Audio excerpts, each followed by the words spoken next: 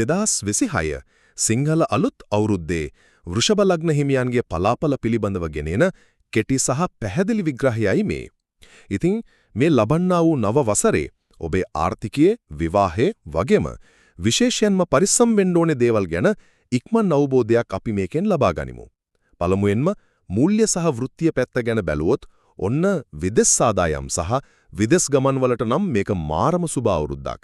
වෛද්‍ය, ඉංජිනේරු, ඒ වගේම ගුරු ක්ෂේත්‍රවල අයට අනිවාර්යයෙන්ම උසස්වීම් ලැබෙනවා. අලුත් ව්‍යාපාර පටන් ගන්නත් හොඳයි. හැබැයි හවුල්කරුවන් එක්ක වැඩ කරද්දී ඒ අයගේ කේන්ද්‍රවල සුබ අසුබ බලන්නම ඕනේ. ඒ කියන්නේ හරියට හෙඩ්ලයිට් නැතුව රැයට වාහනය එලවනවා වගේ භයානක වැඩක් තමයි Taman හරියටම නොදන්න අයගේ වාසනාව පරීක්ෂා කරන්නේ නැතුව සල්ලි යොදවන එක. දෙවනුව සල්ලි විතරක් තිබිලා මදි නේද? පෞද්ගලික ජීවිතේ සතුටත් අපිට ඕනනේ. ඉතින් විවාහය පරක්කු වුණ අයට ගැළපෙනම සහකරුවෙක් හොයාගන්න මේ කාලේ පුළුවන්.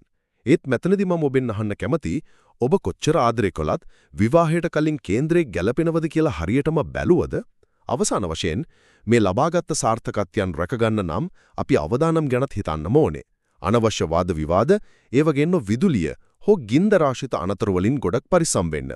අධ්‍යාපනයට බාධා කරන විෂසහිත පුද්ගලින්ගෙන් ඈත් වෙන්න. දෝෂ මගහරවා ගන්න අලුයම බුද්ධ පූජාව තියන්න, සිල් ගන්න අයටයි දුපත් අයටයි උදව් කරන්න. බයික් එකක යද්දී අපි හෙල්මට් එකක් දානවා වගේ මේ පිළියම් ඔබේ සාර්ථක ගමන අනිවාර්යෙන්ම ආරක්ෂා කරනවා. සමස්තයක් විදියට කිව්වොත් නිවැරදි පුද්ගලින් එක්ක විතරක් ගනුදෙනු කරලා අනවශ්‍ය ප්‍රශ්න මගහැරියොත් වෘෂභ ලග්න හිමියන්ට මේක ඇත්තටම ජයග්‍රාහී අවුරුද්දක් කරගන්න පුළුවන්. බාධක මගහැරි ඔබේ ඉලක්ක වෙත පමණක් අවධානය යොමු කර සාර්ථකත්වයට කරගන්න.